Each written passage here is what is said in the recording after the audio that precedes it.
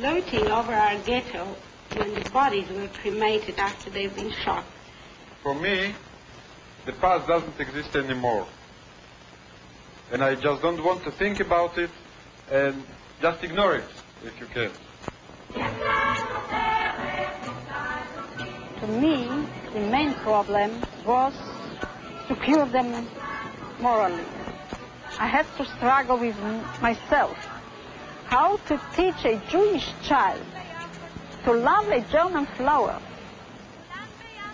I saw in them children, human beings, Jewish children, future citizens of our Jewish state, which will come. 20 years ago, you rescued these people, helped them children to escape from post-war Europe and the aftermath of Hitler's hell. July 1947, in Haifa Harbor, they figured in an international drama, 4,500 Jews aboard the SS Exodus in a desperate attempt to land in Palestine. They were stopped, one step short of home. 2 decades later, June 1967, figured in still another and greater international drama. With 2.5 million other citizens of Israel, they stood fast, and in 6 lightning days, they answered those who, again in our generation, spoke of and threatened mass extermination, and sealed a centuries-long battle for survival by redeeming a prophecy.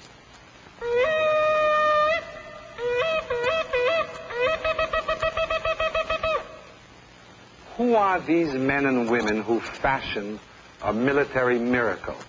What moves them to fight so hard, to stand so fast and so well? How and where did they learn to turn almost certain defeat into victory? What sort of people are they who have declared that never again will they be victims? These were much the same questions we asked ourselves in a film search you are about to see. A search that set out to trace the whereabouts and well-being of these orphans and survivors of 20 years ago. Stirred by this picture in our archives, we were determined to bridge the passage of time, to trace their journey, to seek them and find them, and to tell their story, the 20 years of homecoming and the miraculous saga of the children of the Exodus.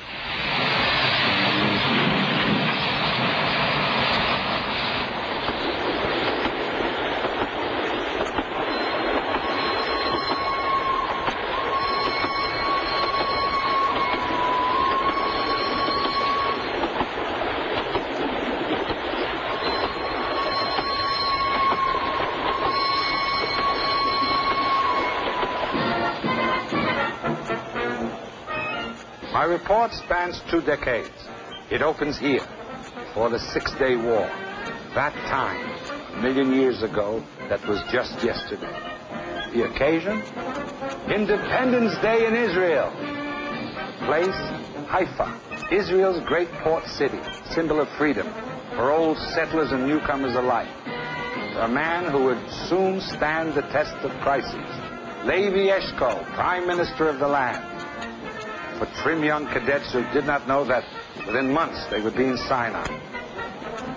Haifa, freedom, fulfilled for so many of these fighters and survivors of yesterday's death camps.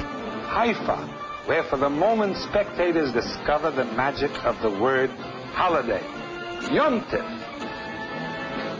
Today's holiday in Haifa for some special few here triggers moments of painful recall. Present marches by neatly, properly, in step. But how often for some does the not-so-dead past fall in step as well? Here today, in the north of Israel, 1/7 of the nation has come together. 350,000 people gathered to take a little sun and great pride. To be renewed, and even to forget. Some can't help but remember Those special few, for myself, looking up, also set us to looking back, recalling the look of this port city just yesterday. 20 years ago, when Haifa witnessed British rule and blockade, 20 years ago, a million years ago, when down at the dockside you could hear the pain-filled joy from a rare boatload that had made it out. Survivors with visas, officially permitted to take the last giant step out of Hitler's hell. But more often then, before independence, you could hear the shriek of stunned silence from captive thousands. Homeless Jews, refugees, orphans, caught trying to slip through the British coastal patrol. Imprisoned and shipped back to the barbed wire, to the DP camps, to Cyprus, to Europe, to the black pit of history. To post-war Germany, just yesterday when the word and the smell of crematoria still was fresh. Just yesterday when justice, long overdue, was beginning to figure the cost. 6 million Jews murdered, a Jewish past and present lost. And in the 6 million, more than 1 million children, a Jewish future seemingly doomed. Surviving, a remnant, a handful, homeless, orphan children who too might vanish if they were not gathered up and called in soon. From the basement world of bombed-out cities, from roads swollen with refugees, from Europe's score of DP camps. Soon, almost out of nowhere, there were silent shepherds, busy rounding up the strays from the lost flocks. From the Jewish Agency for Palestine and the American Joint Distribution Committee, aided by the United Jewish Appeal, guides, teachers, instant parents, to tend the children, train them for their exodus.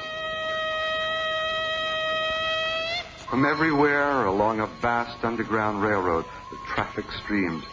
Destination, home, Palestine. Ahead they came in those days of illegal immigration.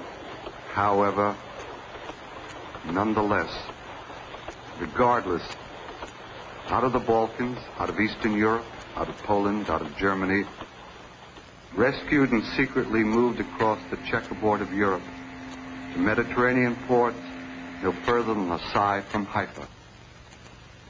Faces of forgotten children, filed away in the archives and recently come to light. There was one picture of special interest. A railroad convoy of children. According to the note on the back, we knew no more than this.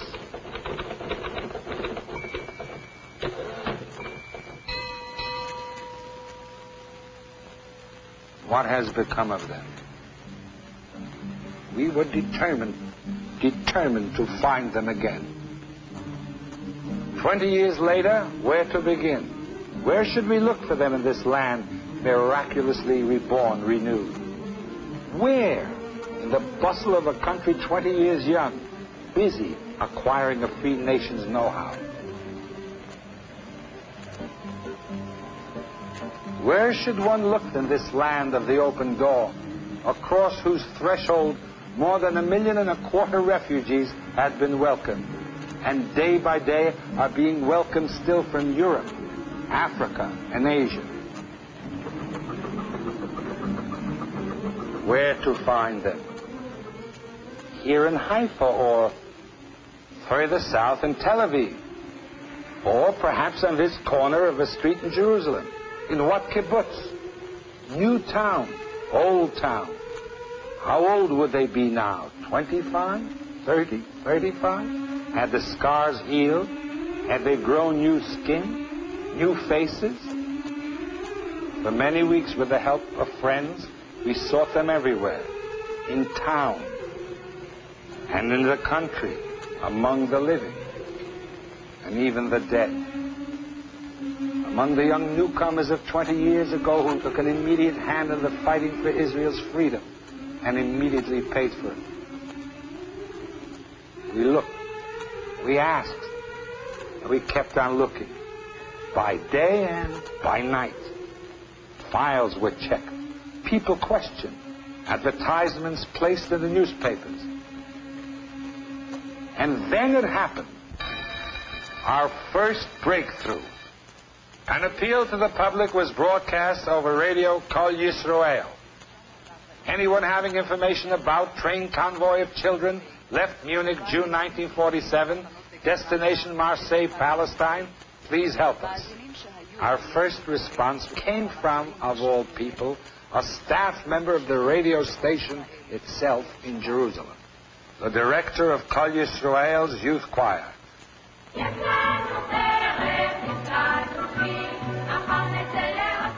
His name, Zvi Ben Porat.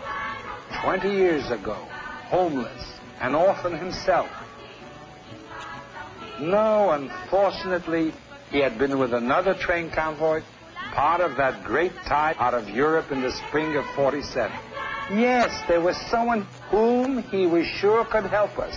This man, Joseph Barniv of Tel Aviv, on the staff of Youth Aliyah in 1947, stationed in France, working to round up the surviving children to bring them to Palestine.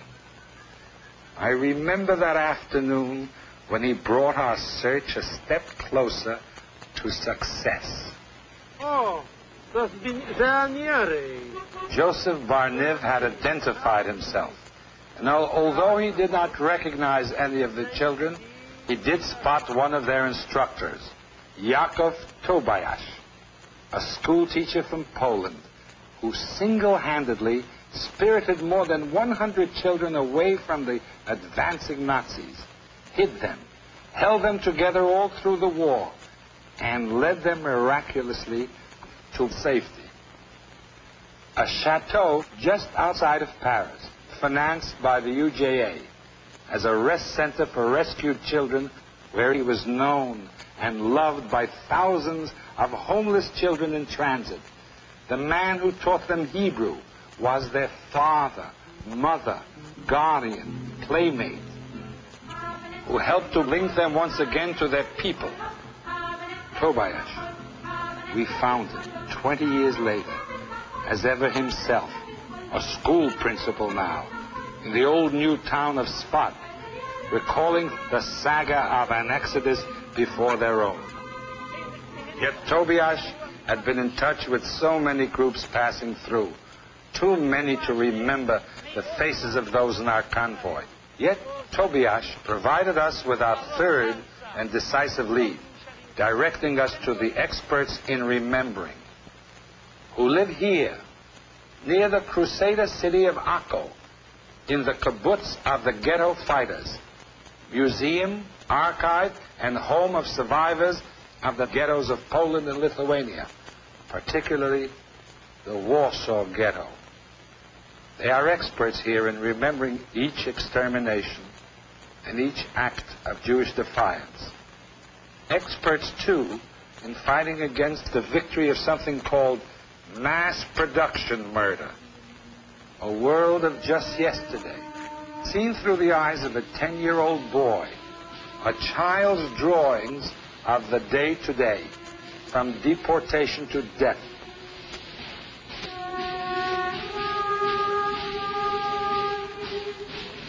Here, among the reminders of such camps as infamous Treblinka, which devoured 800,000 people. Here, among the kibbutz members, such as this teacher and architect, survivors of Treblinka, we felt we could surely come up with a conclusive identification. No, but they would post the pictures in their dining room. Someone in the kibbutz was bound to remember. 2 weeks later, success, a telephone call. One of the adults in the train convoy has been recognized. She can be found in a kibbutz near Haifa, kibbutz Yagur, her name, Golden Mints. Yes, that's me, at the train which took the children out of Germany. And most of them live here in Israel. Especially I remember two sisters, Dina and Chava. To me, they remain for all my life a symbol of Jewish afterwar, misery of Jewish orphans. Golda Mintz, supervisor of the kibbutz nursery, who first came here to Yagur from Poland in 1933. During World War II, she trained to parachute behind the Nazi lines. After the war, she was sent by the Jewish Agency to work in Europe's DP camps and help prepare the children for their flight out of Germany. All meeting with people there was a monologue. They couldn't stop telling their terrible past. And you had to be only a pair of ears to listen, once and twice and over again. Almost the same story, but from different mouths. And I always thought it took so much time, but maybe that is the most important thing I have to do, to listen, to give the opportunity to pour out what lies and makes heavy the heart, to give an opportunity to cry. The children were victims of the war. They lost any sound, human, natural attitude to things which people have. They broke furniture. They pull out with the roots, bushes. I tried to teach them to grow plants, to build houses, to build factories, to work in them, to make things and not to destroy them. I accompanied these children to Strasbourg, and then I went back to my work in Germany. Further, I don't know, but I heard that in Tel Aviv lives now a woman. She was then a young girl. Her name is now Fela Medalia. She was with this transport, and she kept a diary. I wrote a diary at the time. I was about 17.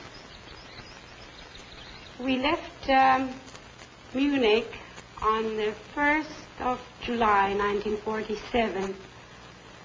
We traveled in cattle trains until the French border, and then we got onto ordinary human trains.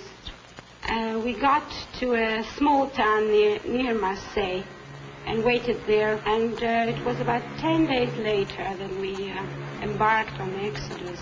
Exodus 47, a former Chesapeake Bay ferry boat crammed with thousands. July 18, 1947, rammed by a British destroyer, boarded after fierce fighting and brought into Haifa, where British Foreign Minister Bevan had ordered her passengers to be shipped back to Germany.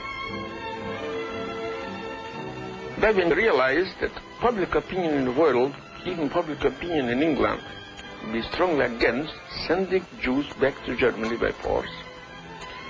So he tried before to land them in France. What do you intend to do? Do you want to land, or are you going back to Palestine? Let's go to Palestine!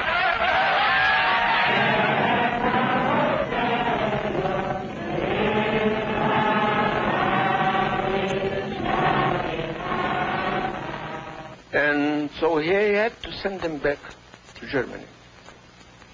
This made a very deep impression on public opinion in the world, but he continued the same policy. About 8 months after the accident of Exodus, he proclaimed the independent Jewish state, and then the gates of Israel became open for all Jews who wanted to come back. And we saw the main task of the Jewish state to take in as many Jews who are willing to come, not only to take in, but to settle them on the land, if possible, to teach them Hebrew, and to make them as original members of the new Jewish nation. Ben-Gurion in history saw to it. The children in our train convoy turned back at Haifa returned. Many came here to this kibbutz, high in the Galilee. This settler, in charge of leading young immigrants through an intensive course in basic Hebrew, recalled them and finally located them for us. I am Alfie Goldstein. I was 9 months in Auschwitz, then in Hungary, and later in Germany. I know all these boys. I was their madrich. After they came to Israel in 1948, we lived together. This is Aviva from Mאות Mordechai, Yaakov Welz in Netanya, and Kennedy in Kiryat Shmona, Smadar in Kibbutz Palmach Tzuba. Located 20 years later, Tzvi Smodor, member of the Home Guard, serving on the Jerusalem front during the 1967 threat to his people's independence and sovereignty. Liberated in 1945 from the Budapest ghetto. For 2 years after the war, homeless. Tzvi Smodor, Israeli farmer, father of a small boy, home at last, near Jerusalem, in Kibbutz Palmach Tzuba.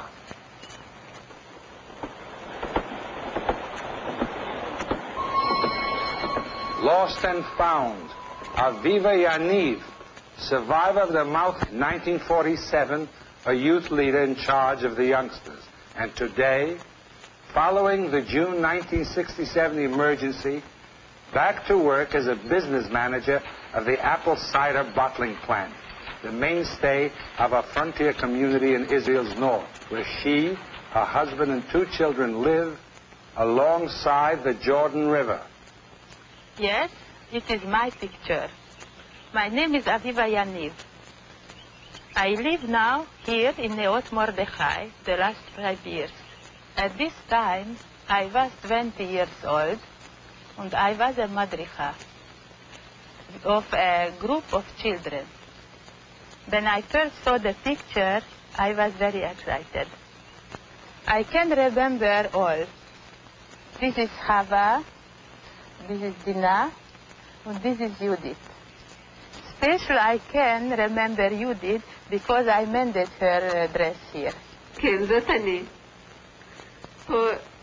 Her name, Judith Schalk, formerly of Czechoslovakia, one of the many thousands of Jewish children hidden and saved by a Gentile family, one of the fortunate few in those days who, having a lost father to rejoin, could enter Palestine legally.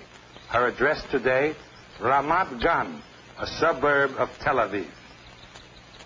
But whenever I meet one of them, it is the deepest joy to look at their faces, to see their children healthy, joyous others. And sometimes I feel happy that I give maybe something, very little, to bring them to this place. Located, Tzvi Kennedy, born in Hungary, at 15 his own liberator, breaking out of a concentration camp in Yugoslavia, and then across a minefield to join up with the partisans. Years later, still a fighter, in the Six-Day War, helping to storm the heavily fortified Golan Heights above Lake Galilee and defeat an enemy that for years sought to terrorize stubborn Jewish border settlements below.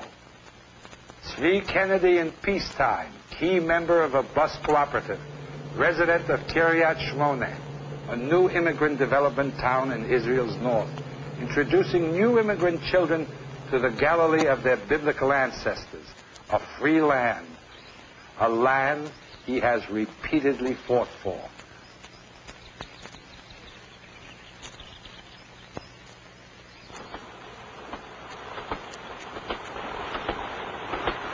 Lost and found, Jacob Welz, at Auschwitz, stripped of his family. More recently, during the 1967 emergency, on active duty with Israel's top-notch, efficient citizen army. Lost and found, Jacob Welz. In peace, a householder and citizen of Netanya, where he works as a diamond polisher and helps newcomers, such as this North African apprentice, to join the mainstream of a modern-paced, free people. I recognized the other boys from their face, but Leffler from his football shoes. He loved to play football. And still does. Lost and found, located and identified. 20 years later, Chaim Leffler, survivor of Bergen-Belsen, director of youth activities for the Upper Galilee, who works to help the young people find and make a place for themselves. In Carmel, one of Israel's new raw frontier towns. Carmel, where the order of the day is to blend newcomers into a productive community, to make sure that they have jobs, that their children have proper schools, youth facilities,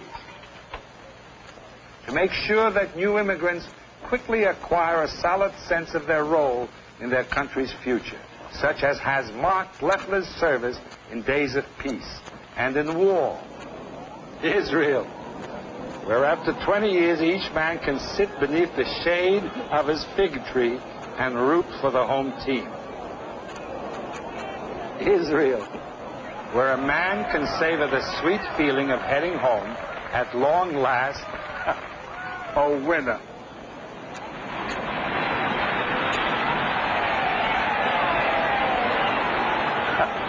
A winner. Our story, whose hinge was high for 20 years ago, carries us here to the holy city of Jerusalem and to the Western Wall, remembered by generations past, redeemed by this generation by the children of the Exodus. You helped to rescue and by their children. 20 years that began just yesterday. 20 years that record an ordeal and a miracle during which a land changed its name from Palestine to Israel, in which hundreds of thousands of the homeless have been helped to renew themselves, to make the jump from refugee to immigrant, to citizen of a free nation. 20 years in which the job of building for peace has moved many steps forward, and men now as never before sense the link of their brotherhood and the continuing drama of the works and joys of a people come home.